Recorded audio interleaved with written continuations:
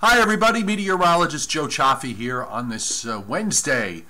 Had a nice chilly day, certainly a cold start to things in my area this morning. Some more frosts and freezes, got them out of the way.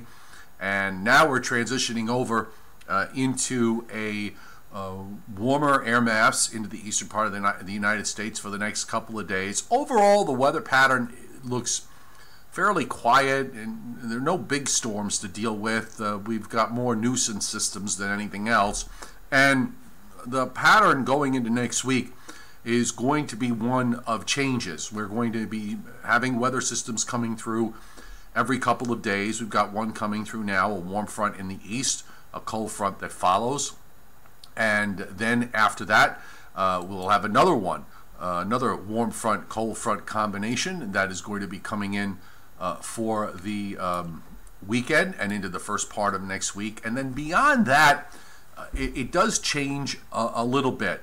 Looks like at least some colder air is going to be coming in, bleeding down from Canada into the northern part of the U.S. at least, and that might afford some opportunities down the road, but we'll see. But in the meantime, why don't we check out what's going on at the moment as we take a look at the wide satellite view. And in the east, we've got this warm front, cold front combination. The warm front sweeping northeastward.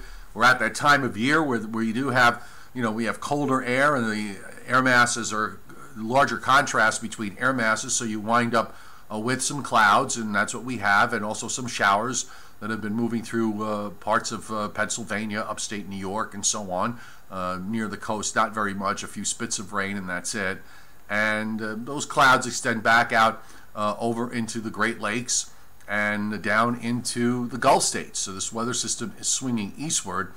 It's going to warm things up over the next few days. We're going to see temperatures back up above 70. A few places where the bar is set low, we're going to wind up with some record highs.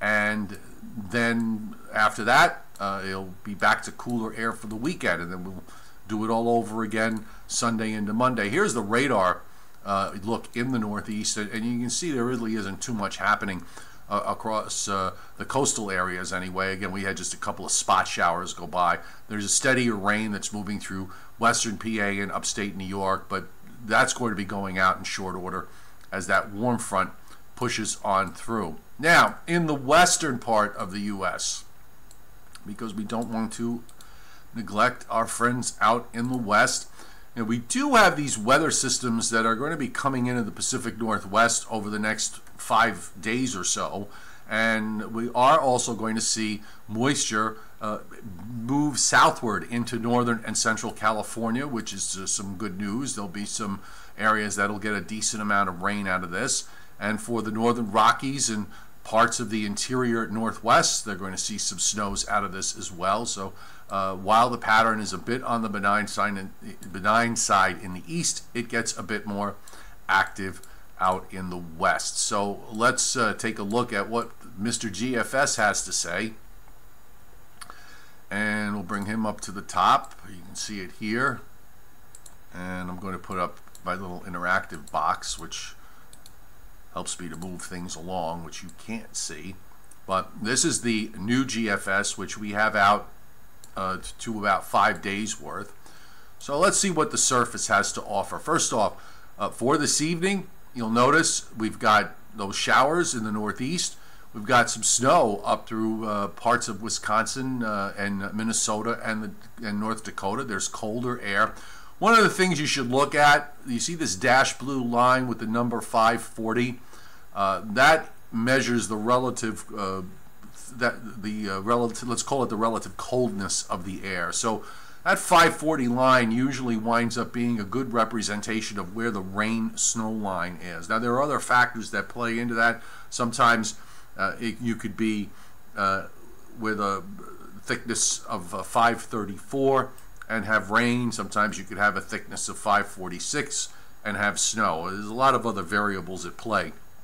But just use the 540 as kind of like your basic rain-snow line. You can see some decent snows being indicated this evening across the northern Rockies, back through western Montana, central and northern Idaho. Some rain in Washington State and in northern Oregon. Got some showers down through the lower Mississippi Valley to the Gulf Coast. Weather looks pretty decent over Florida. Now let's roll along. So that warm front comes into the east. You can see low pressure goes up into southeastern Canada. So you've got warm air in the east. It's a bit of a cold high that starts to build down into the upper Midwest and down into the middle Mississippi Valley. And then you've got the east winds coming up the Rockies. Still more snow. This is for tomorrow night. A fair amount of snow throughout much of the state of Washington except along the immediate coast. Northern Rockies still going at it. Some rains getting ready to move into northern California, and then that drops further south as we move into Friday. Meanwhile, in the east, a cold front comes through on Friday, so after temperatures back up above 70, there's a pretty decent shot of cold air with a nice high up near Lake Superior. So that colder air will be coming in for Friday night and for Saturday as that high builds pretty strongly into southeastern Canada. On Saturday, snows across Montana, North Dakota, northern Minnesota, on up through the upper peninsula of Michigan, also back down through parts of Idaho and northern Nevada. You can see that rain drops down into interior northern California. Gradually, here comes the next one. Now here's the next warm front, cold front combination setting up for Sunday into Monday. You'll see the high that's off east of Maine. There's an onshore flow that sets up here in the east. So you see how the isobars are all kind of pinched in over there. So there'll be a wind off the ocean. So that certainly will mean cloud cover and probably some some rain or showers, or maybe just some light rain or drizzle. But then another warm front moves northward as the next cold front begins its approach, and then there's another cold high coming in behind that. So going into later Sunday, more snow for Washington, Oregon, and on up through Idaho. So the northwestern quarter of the United States getting into some wintertime weather here. Here we are at Monday. That next front is by Monday morning in western Pennsylvania, so it won't reach the coast until the evening. Maybe a couple of scattered showers with that, and then it turns colder behind it for Tuesday and beyond. Now this is where things get a little more interesting in terms of how the upper air pattern sets up in the longer term. And I'm going to go back one run because I'll have more to show you here. But you know, we've been talking about the fact that there's been that ridge keeps trying to build back into the eastern states, and you can see it here, but it's very flat. I'm going to scroll back to the beginning for today, where you've got that trough in the west. Now, usually these things move from west to east, but actually the ridge in the east wants to build so badly that the whole trough kind of retrogrades westward. And you can see it there. We'll follow the blue, how it disappears, and you can see the ridge kind of builds into the eastern states. It doesn't build that strongly, but it's strong enough, certainly, to warm it up for a couple of days. And then, as we go through the weekend and into the beginning of next week, gradually the trough tries to come back into the eastern part of the United States, although there's still a strong upper high. The upper high centered back through Texas and Mexico. So you've got a kind of a flat ridge there. Trough up into the northern Rockies. And as we go through next week, there at least is some semblance of a trough in the east. Not a big deal here. There's some kind of disturbance that comes across in the flow later next week. The main trough still wants to be just off the west coast. You can see it there, that little reflection, this closed upper low off the Virginia coast. And now you have the trough in the west kind of pushing eastward. And there it comes across the country. So later in the forecast period, at least when we get to the point of, this is the not the weekend of the 11th and 12th. It looks like a fairly decent shot of cold air coming into the east before that pulls out, and then more troughing, at least some semblance of troughing in the east, some semblance of a ridge in the west. Something like this, in terms of the overall weather pattern, is not one that is conducive to big storms, so I really am not too concerned about that. But we're going to play it out in the meantime, and we'll show you what the GFS did. And the European kind of has the same idea, and so did the Canadian. But with high pressure that's going to be trying to build along the border, there will be some colder air that's going to try.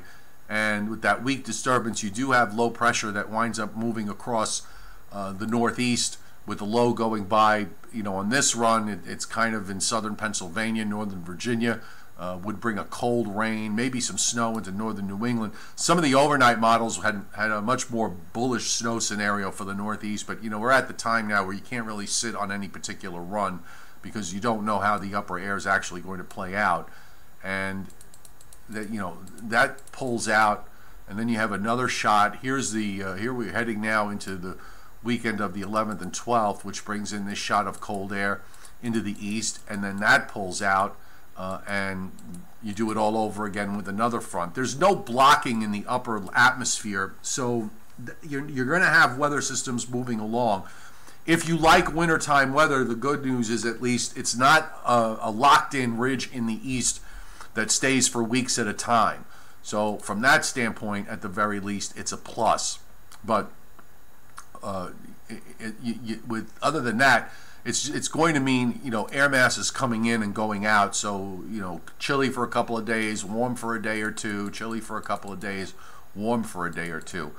Across much of Europe, some shower activity and some snow in the Alps, but other than that, really not too much happening as we move into early next week. Looks like some rain showers coming into the British Isles with a weather front that goes by. And again, I'm still learning how things work out there meteorologically, watching lows developing up in the English Channel and then dropping southward.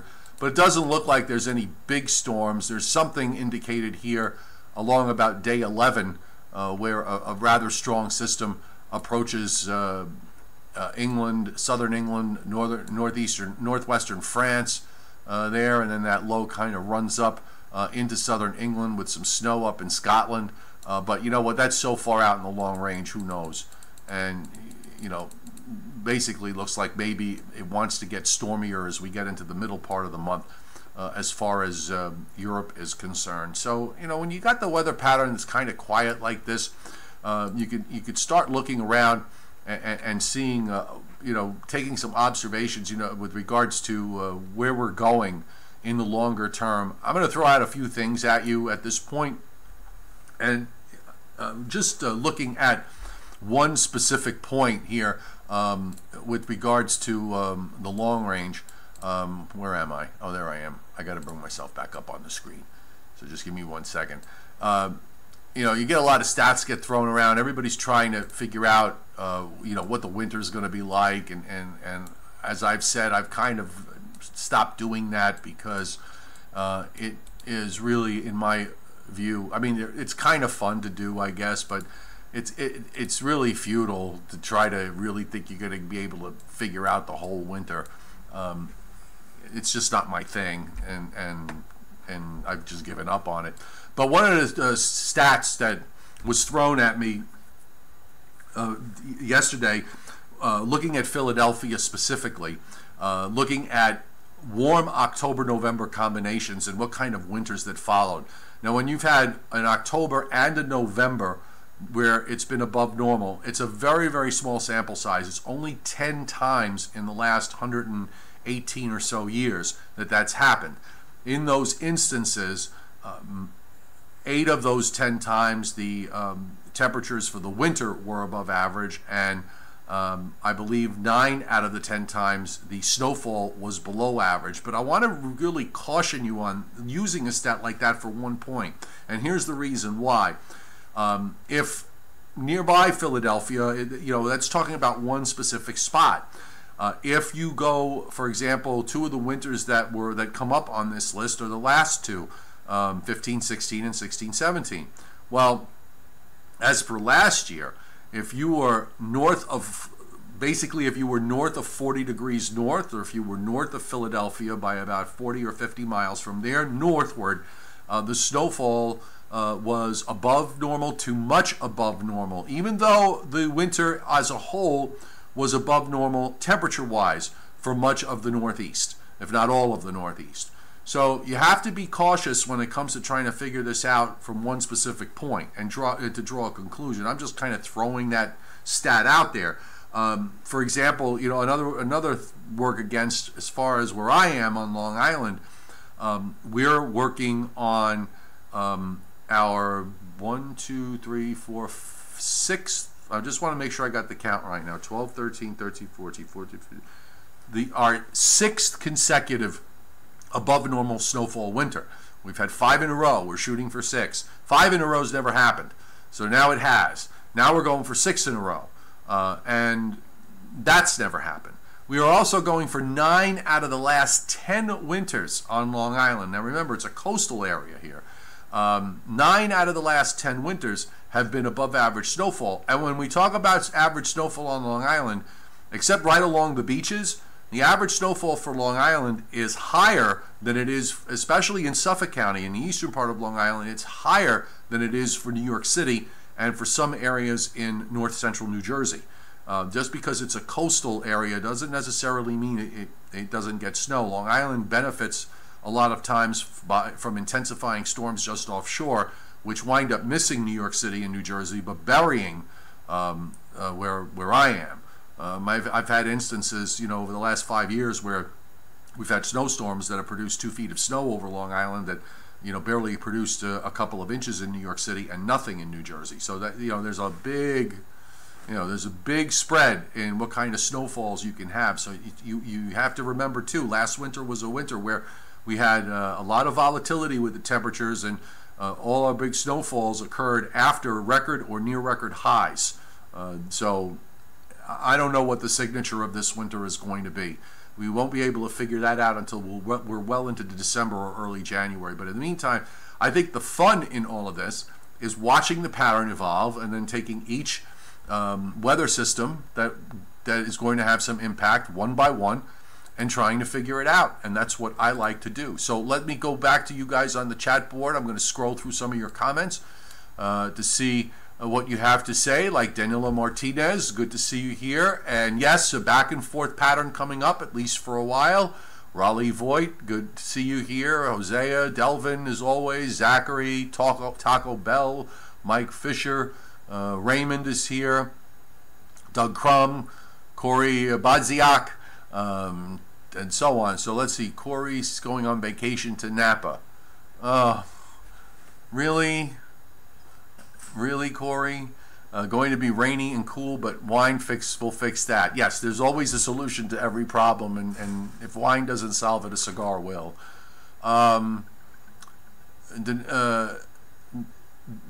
Danilo, I hope I said that correct. Yakubov. What do you think the November, December will be like for the Northeast and New Jersey? Well, you know what? November is going to be key into this October-November combination. If it winds up being above average, the trend is your friend. The last 2 months have been so warm, particularly October. A lot of this area, either it was the warmest October or the second warmest October on record. I'd like to see some signs of the pattern changing a little bit. I don't think November will be as extreme, at least the way it looks right now, the way it's starting out. But that ridge in the east keeps wanting to pop its ugly head, and if it does, we're going to see more warm weather. Going into the later in the month. Last December, if I remember correctly, was ridiculously warm. I would tend to think that we will not experience that this time around. But I was looking at some of the climate models, and I don't like using the climate models at all, because every month they flip back and forth one way or one direction or the other. And I probably, as a contrary indicator, take it as a good sign that the climate models all pretty much have above normal temperatures for months, right through next spring. And my takeaway from that is there's a higher probability of those models being wrong than being correct. Let's see. Zachary Gribos, snow in Seattle. I got to look a little closer, but you know what? You won't have to go that far away to find it. You probably can drive up either in some elevated area or just go inland a bit, and you'll probably find it, because the weather pattern overall, at least through the middle part of next week, there will be snow not that far away. I don't know if it'll make it to the coast, but Delvin's dreaming about 14, 15 in Boston, where you had like 115 inches or whatever it was. Going to need that blocking pattern to set up somehow. La Nina or lack of. Doug Crum, I haven't been really paying too close attention to it. I think it's in a weak phase. If the La Nina plays a factor in the wintertime, as long as the La Nina stays weak, it even could get borderline moderate. It will probably be, would make it favorable for a colder, snowier winter in the Northeast, but it's not a guarantee. There are always other factors involved, and you have to pay attention to all the factors in the equation, and not use any particular one to bank your forecast on, because you're likely to get burned. Corey, better to get the ridge this time of year. The trough blocking will come later in the winter. Well, you know what, Corey? There's some, not that, it's not as if we, in one sense, it's not like we have a limit as to how much time we have in a ridge position or a trough position. The pattern's going to run as long as it runs. We could have the ridge position now, but that doesn't say that it can't stay here through March. On the other hand, it doesn't. Also, the opposite is true. It could break down at any time and see a new, pattern emerge as we go into the winter. But if you're a winter weather lover, I guess you kind of. I know it's a natural thing to just sort of say, well, we don't want to waste a good snow pattern now. There's no guarantee that you would get that snow pattern later if you did get it now. So you just kind of have to take it as it comes. Javin Johnson, good to welcome aboard. Do you think Atlanta will get any snow this year? Well, if we set up with a blocking pattern at some point in the longer term, possibly. I know the last couple of winters there hasn't been really that much in terms of snow down across the southern part of the United States, but it gets like that sometimes. So you can go, long stretches without seeing any accumulating snow across much of the South. And in fact, if you look back at some of the stats, even up here in the New York City area, from 1996, the winter of 96-97 to the winter of 99-2000, the snowfall for the 4 winters in a row was way below normal. I mean, way below. Okay, and in fact, in one of those winters, no measurable snow fell during the actual winter season or the winter months. The one accumulating snow of 5 inches actually happened, I think, the day after the first day of spring, and that was it. So, it was December of 15. You know what? They're all sort of kind of lumping themselves together, Anthony. So it was December 15. That the December going into the El Nino. That's correct. That was off the wall in terms of temperatures. Now you're right. Last December was warmer than average, but it wasn't anything like December of 15. And yes, the Atlanta snowfall average for a winter is about 1 to 2 inches, and that's about it. How does the coast affect snow closer to sea level? Well, yeah, Zachary, you got to remember the Pacific Ocean is relatively warm, so you've got any kind of wind that comes in off the ocean. It's going to keep coastal areas warmer. You need that in the Northwest. You need that Arctic air to kind of bleed down southward and bleed into the coastal areas. And it happens, but it doesn't happen all that often during the winter time. And some winters it doesn't happen at all. But yeah, at least you have some cold air that's bleeding down into the northwestern part of the United States. So we're going to put an end to this tonight. At this point, we will, you know, if you want to read more about that whole thing with the stats in Philadelphia, you can just check it out on meteorologistjoecioffi.com. And I have a post up there. And don't forget, if you haven't found me on Facebook, join me on my Facebook page as well, Meteorologist Joe Cioffi. And I'm glad that everybody's here. Hope you had a great Halloween. Been kind of busy. Just by the way, just want to let you know, I had to bring my cat is at the vet now. He's not feeling well. Those of you who watch the videos on a regular basis know that when I'm home, my cat likes to make appearances, and he also likes to go up into the cabinets and knock things down while I'm doing a live stream. But he has diabetes, and something happened last night into this morning. He wasn't feeling well, throwing up, dehydrated, so he's at the vet's, and he's going to be staying there for a couple of days. So hopefully they will resolve his issue, and he will be back in lively form this weekend when I'll be broadcasting from home, and maybe he'll make a camera appearance. So just letting you know, yeah, poor kitty. He's such a nice cat. He really is one of the, you know, a loving, friendly cat to everybody that he meets, and hopefully everything will turn out okay. But I will let you know. All right. Have a great rest of your day, and we will see you tomorrow.